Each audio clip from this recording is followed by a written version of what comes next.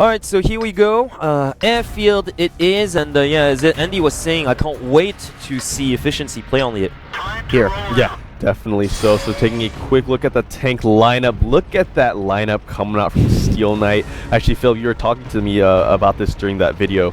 Here. But look at that, 3 T-32s. That's the first time I've ever seen a team go with that many T-32s, man. But with 2 T-69s as well. That's a very aggressive setup. But talk about efficiency, eh? I mean, look at that. Yeah, that's a pair of 1390s, a pair of T-69s, and a T-32. They're completely outgunned.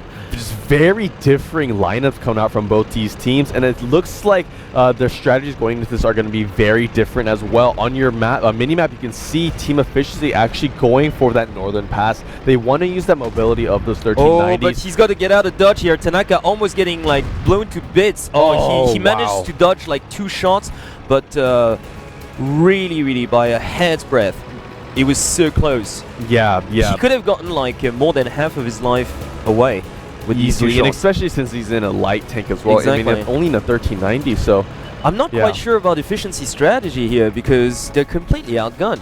They are. I mean, they're really gonna have to use those 1390s. I mean, but there's really, so much cover on airfield. Though. Yeah. Just if you look at their tank lineup compared to Steel Knight, since they have 3 T-32s, and if you can't see it on your map right now, but they actually have those 32s back around their base, kind of like what you would see if a team were to go AMX 50s. Yeah. And the thing is, because they have those T-32s here, they only have 2 T-69s here in the central field area, or the hill area, and it's going to allow Team Efficiency to spread out along the northern pass, and eventually they're going to spread out enough to form a net, and then they'll be able to push down. And since those T-32s also don't have autoloaders, they're going to have plenty of time gaps in between the time that it takes those T-32s to reload to move into position, into undercover, basically. Yeah, no, absolutely. It's just, like I said earlier on, I really think that right now efficiency is being completely outgunned, so it's not giving them a whole lot of options to get more vision on this map. Wherever they go, they're going to get shot. So, I mean, right now, like you said, on the observer, actually a first T1 going down, that's courtesy of Comics, we just saw that on screen. But, yeah, if efficiency, for instance, decides to spread out, which apparently they're doing right now, as much as they can, they're still going to be outgunned. Yeah, definitely so. I mean, if they want to win this... If I were Steel Knight, I'd just like charge in, because there's no way I can lose this. Yeah. There is no way. If I go through the northern pass, I've got cover.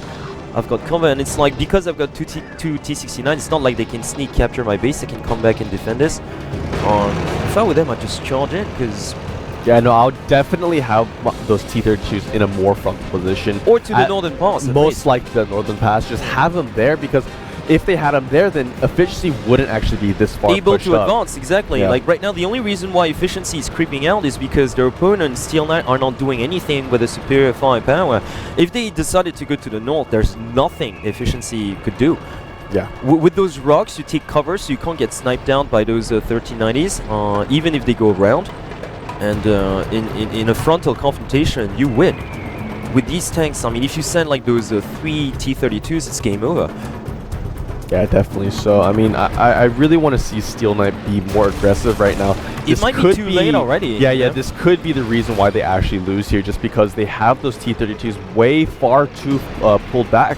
And, if you're going to go with the T-32, then you have to have that in the front line. I mean, there's very other few tanks that can do a job better than that T-32 in the front line here. If you're gonna go with a strategy like that, might as well go with an AMX 50, or even more T-69s. Just something that can dish out consistent damage from a far distance. And whereas T-32, if you miss one shell, then that's at least like 10 seconds right there where you have to reload, and then where you can get another shot off. Whereas if you go even with the T-69, although it may not have as much single shot burst damage, it has sustained damage with that autoloader, of course.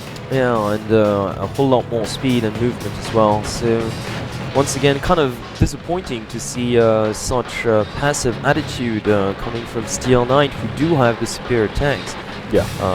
Well, armament-wise and firepower-wise as well, so they should be the ones just trying to own this map, but more and more they're retreating towards their base. They even took one of their 69s off the island front line. Yeah, they're really expecting a push to come out from efficiency. And why would efficiency push with these kind of tanks? I mean, efficiency, honestly, efficiency are eventually going to push, I think. I mean, if it comes down to it, if they really feel that Steel Knight is not going to push at all, then they're going to go in sometime soon. Sometime before this set finishes. Oh, and Tank taking a lot of damage here. Oh boy. Deidris as well, just taking damage. Oh, look at that. Pretty huge Even shot more as well. Yes. Wow, he's taken down to about 500 health right now, so he has to be careful. Botek is also there to back him up, and Botek takes some damage. Yeah, takes some damage. So they're sending, I think they decided to send the T-32 up there, but Mega Joe all alone is not going to do it.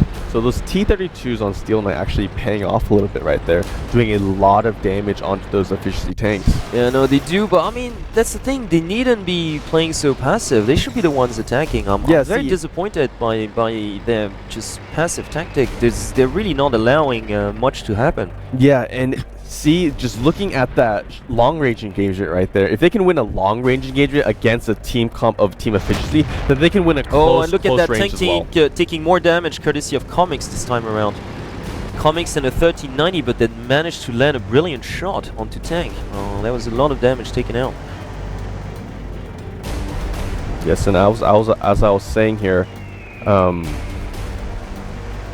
yeah, if Steel Knight were just to push, like you said, if they could hear us right now, and if they were just to push, they could win easily, quite honestly. Well, I mean, they just have to engage team efficiency on a frontal assault, and then it's game over. Yeah. So I don't understand why they don't do that, because, well, I mean, like one after the other right now, all the most of the efficiency members are to the northwest, and they have spotted the tanks at the base, so they know what's going on here.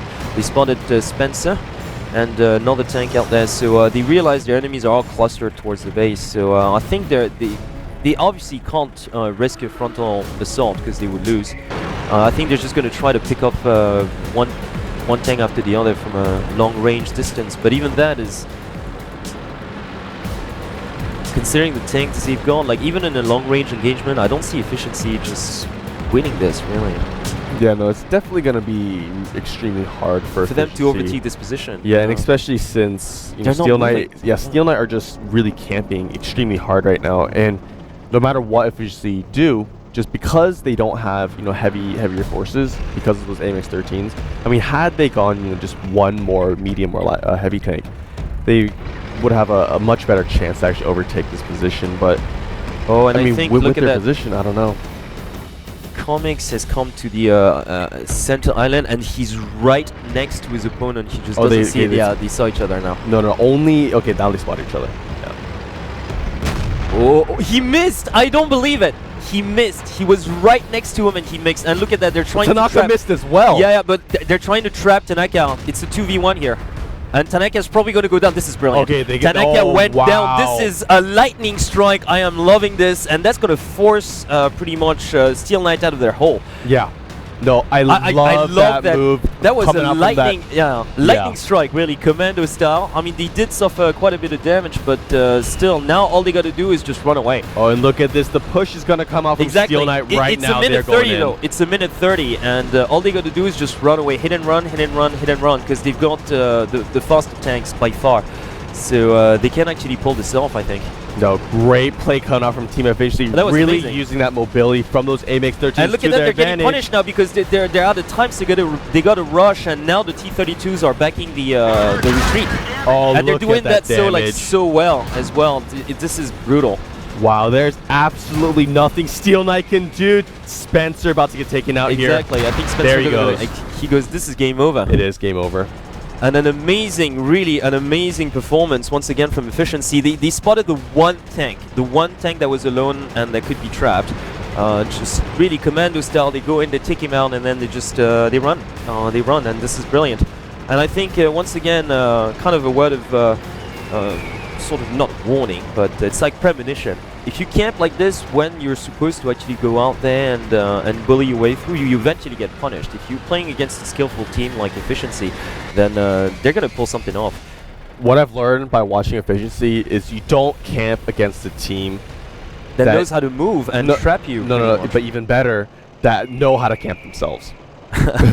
Yeah, no, so And Efficiency have learned the hard way as well, and they have really shown us that they can pull off these aggressive strategies with no questions asked.